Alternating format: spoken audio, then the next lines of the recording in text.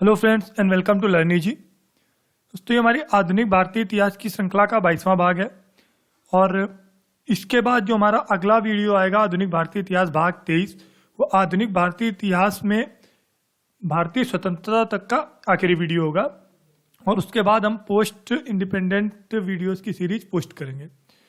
अभी इस वीडियो में हम चर्चा करेंगे भारतीय इतिहास में जो हमारी सीरीज चल रही है क्रांतिकारी आंदोलन और संवैधानिक आंदोलनों की, उसका ये 22वां भाग है। और इस वीडियो में हम चर्चा करेंगे साइमन कमीशन और उसके आगे के प्रमुख आंदोलनों की। और अगर आपने हमारे पिछले वीडियोस मिस किए हैं तो इस वीडियो के डिस्क्रिप्शन में जाकर आप यहाँ से लिंक प्राप्त करके वो देख सकते हैं।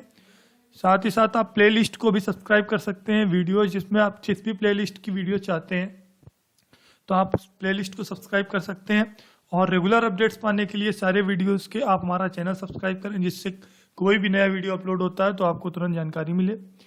और आप हमसे फेसबुक में फेसबुक ग्रुप और फेसबुक पेज के जरिए भी जुड़ सकते हैं, जिनकी लिंक आप इस वीडियो के डिस्क्रिप्शन में प्राप्त कर सकते हैं। तो आइए शुरू करते हैं। सबसे पहले साइमन कमीशन की।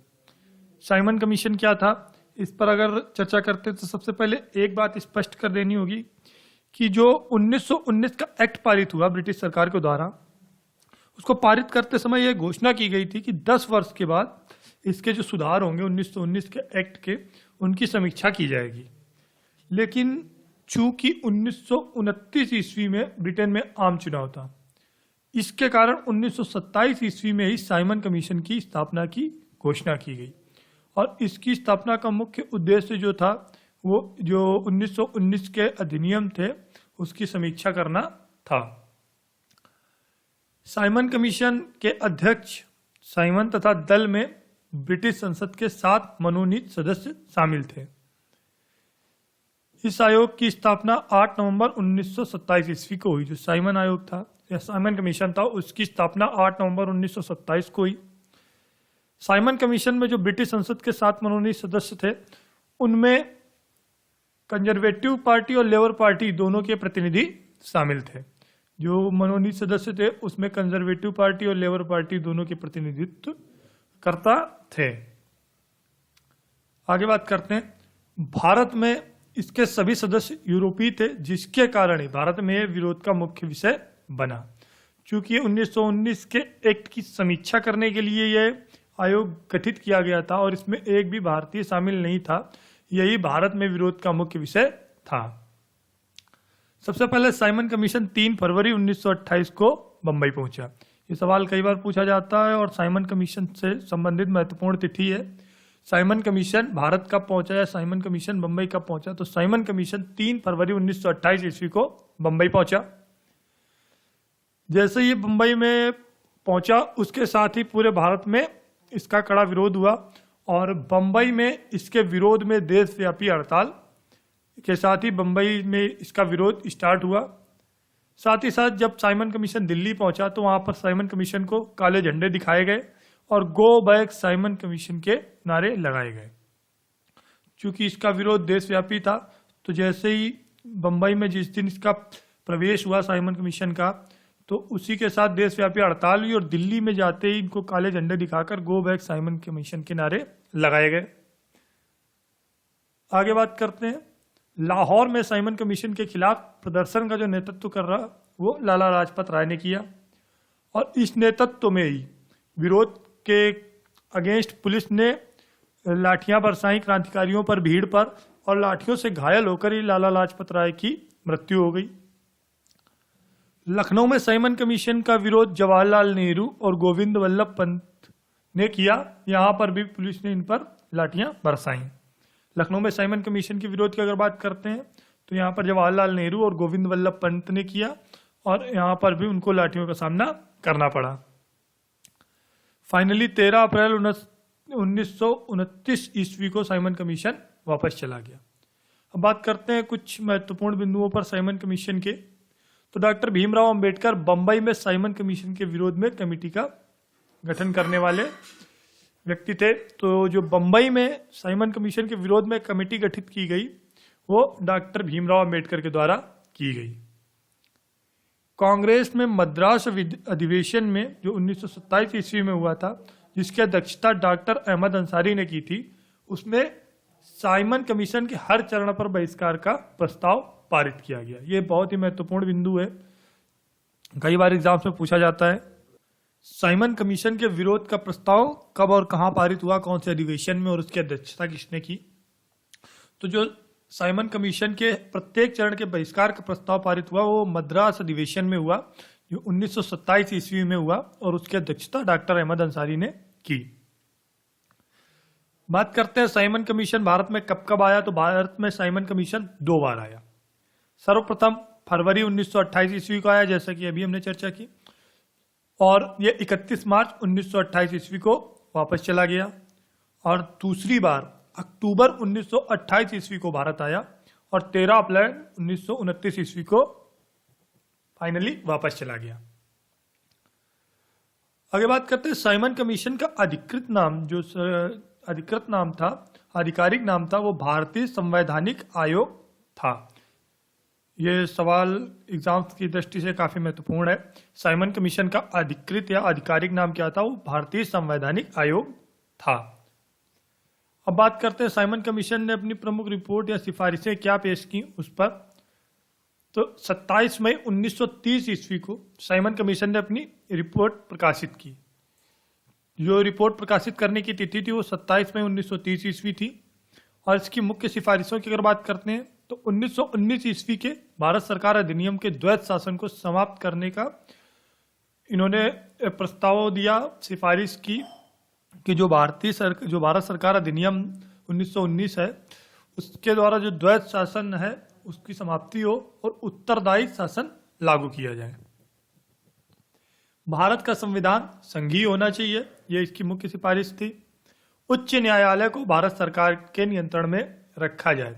एक अन्य सिफारिश में साइमन आयोग ने ये सिफारिश की जो उच्च न्यायालय उसका नियंत्रण भारत सरकार के नियंत्रण में रखा जाए। साथ ही साथ अल्पसंख्यक जातियों पर विशेष ध्यान दिया जाए, ये इसकी एक अन्य सिफारिश थी। वर्मा जो था उसको भारत से विलय किया जाए और उड़ीसा एवं सिंध को अलग राज्य का दर्जा दिया जाए। आगे बात करते हैं साइमन कमीशन के सहयोग आंदोलन को लेकर मुस्लिम लीग में फूट पड़ गई। तो मुस्लिम लीग में जो फूट पड़ी वो साइमन कमीशन के सहयोग आंदोलन को लेकर हुई और मोहम्मद शफी के नेतृत्व में एक दल सहयोग के पक्ष में मुस्लिम लीग से अलग हो गया। साइमन कमीशन के सहयोग के आंदोलन के लेकर मुस्लिम लीग में जो है वो फूट पड़ी और इसके नेतृत्व में जो दल अलग हुआ जिसने साइमन कमीशन के सहयोग का पक्ष लिया वो मोहम्मद शफी के नेतृत्व में अलग हुआ। आगे बात करते हैं एक प्रमुख आयोग या प्रमुख league all India independent league की। ऑल इंडिया इंडिपेंडेंस लीग की स्थापना नवंबर 1928 ईस्वी को हुई और इसका मुख्य उद्देश्य पूर्ण स्वाधीनता थी। ऑल इंडिया इंडिपेंडेंस लीग की जो प्रमुख नेताओं की अगर बात करते हैं तो उसमें जवाहरलाल नेहरू और सुभाष चंद्र बोस मुख्य नेता थे। कांग्रेस के 1929 ईस्वी के लाहौर अधिवेशन में अध्यक्ष जो गांधी जी चुने गए, लेकिन बाद में उन्होंने जवाहरलाल नेहरू को अध्यक्ष बनाया अधिवेशन का और इस अधिवेशन में पूर्ण स्वराज की मांग की गई। तो ये सवाल बहुत बार पूछा गया एग्जाम्स में, पूर्ण स्वराज की मांग कब की गई? तो पूर्ण स्वराज की मांग 1929 ईस्वी के लाहौर अधिवेशन में की गई जिसकी अध्यक्षता जवाहरलाल नेहरू ने की। जवाहरलाल नेहरू ने कांग्रेस का एकमात्र लक्ष्य पूर्ण स्वाधीनता बताया। 1929 ईस्वी के लाहौर अधिवेशन में ही उन्होंने कांग्रेस का जो एकमात्र लक्ष्य बताया वो पूर्ण स्वाधीनता बताया। कांग्रेस की नई वर्किंग कमेटी की बैठक जो कि 2 जनवरी 1930 ईस्वी को हुई, इसमें संपूर्ण भारत में 26 जनवरी को पूर्ण स्वाधीनता दिवस मनाने का आदेश दिया गया। तो सर्वप्रथम संपूर्ण भारत में पूर्ण स्वाधीनता दिवस मनाने का आदेश 2 जनवरी 1930 ईस्वी को पारित हुआ और तिथि 26 जनवरी निर्धारित की गई। लाहौर में सविनय अवज्ञा आंदोलन शुरू करने की घोषणा की गई और संघर्ष का कार्यभार गांधी जी ने स्वयं लिया। तो ये जो एक महत्वपूर्ण घटना थी, लाहौर में जो सविनय अवज्ञा आंदोलन की शुरुआत की घोषणा की गई और गांधी जी के द्वारा कार्यभार को स्वयं लेना, इसके साथ ही राष्ट्रीय आंदोलनों के जो नेतृत्व करता थे वो गांधी जी मुख्य रूप से हो गए। अब आगे बात करते हैं नेहरू रिपोर्ट की। नेहरू रिपोर्ट क्या थी? 1928 ईस्वी में सभी दलों ने सार्वजनिक कॉन्फ्रेंस बुलाई। जितने भी दल थे उन्होंने सार्वजनिक कॉन्फ्रेंस बुलाई 1928 ईस्वी में। पंडित मोतीलाल नेहरू की अध्यक्षता में एक कमेटी की स्थापना की गई जिसने भारतीय संविधान का सर्व अनुमोदित रूप प्रस्तुत किया। मतलब संविधान का मसौदा तैयार करना, जो सबसे अनुमोदित रूप हो, जो सबसे अच्छा रूप हो, जो सबसे कारगर रूप हो, उसका मसौदा तैयार करना, उसका प्रारूप तैयार करना इस कमेटी का मुख्य लक्ष्य रखा गया। इसमें कुल 8 सदस्य थे। जो इस समिति ने प्रस्तावित समिति का जो प्रारूप प्रस्तुत किया उसे नेहरू रिपोर्ट के नाम से जाना जाता है। इस समिति ने जो अपनी रिसर्च के बाद जो रिपोर्ट सबमिट की उसको नेहरू रिपोर्ट के नाम से जाना जाता है। नेहरू रिपोर्ट में पूर्ण स्वाधीनता की मांग ना करके आंशिक स्वतंत्रता की मांग की गई। ये इसका एक प्रमुख बिंदु था कि नेहरू रिपोर्ट में पूर्ण स्वाधीनता की मांग नहीं की गई बल्कि आंशिक स्वतंत्रता की मांग की गई। अर्थात ये कुछ पर्टिकुलर मुद्दों पर स्वतंत्रता चाहते थे, ना कि भारत से पूर्ण रूप से जो अंग्रेजों का बहिष्कार। इस रिपोर्ट की मुख्य बात यह थी।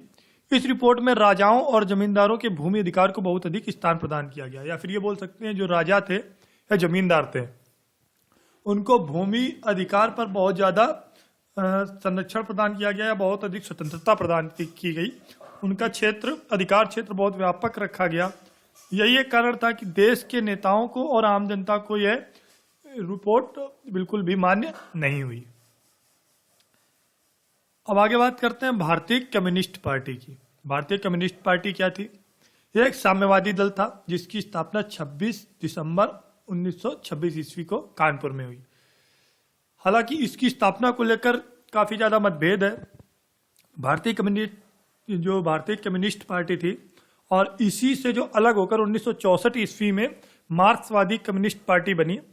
इसके और जो भारतीय कम्युनिस्ट पार्टी मुख्य है उनके मतों को लेकर इसकी स्थापना में काफी ज्यादा मतभेद है।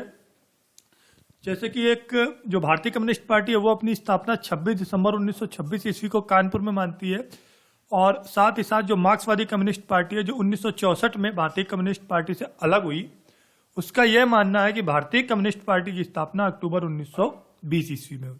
तो इसके मतों को लेकर भारतीय कम्युनिस्ट पार्टी और मार्क्सवादी कम्युनिस्ट पार्टी में स्वयं मतभेद है।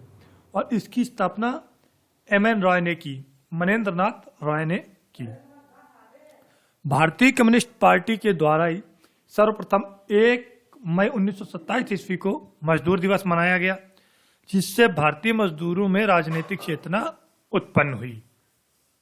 जो मजदूर दिवस सर्वप्रथम 1 मई 1927 ईस्वी को मनाया गया, जैसा कि हम जानते हैं कि 1 मई को मजदूर दिवस के नाम से मनाते हैं, तो इसका मुख्य उद्देश्य जो भारतीय मजदूर है उसमें राष्ट्रीय चेतना उत्पन्न करना था। अब इसके साथ ही साथ जो भारतीय मजदूर या भारतीय कामगार संघ थे, जो भारतीय लेबर थे, उनकी अगर बात करते हैं उनकी भलाई के लिए फिर इसके बाद क्या काम हुए तो उन पर चर्चा करते हैं। तो सबसे पहले ट्रेड यूनियन की बात करते हैं। ट्रेड यूनियन क्या थी और भारत में प्रमुख ट्रेड यूनियनों की चर्चा करेंगे। इसकी स्थापना, जो ट्रेड यूनियन थे, ट्रेड यूनियन की स्थापना कारखानों और फैक्ट्रियों में काम करने वाले श्रमिकों की स्थिति को सुधारने के लिए किया गया था।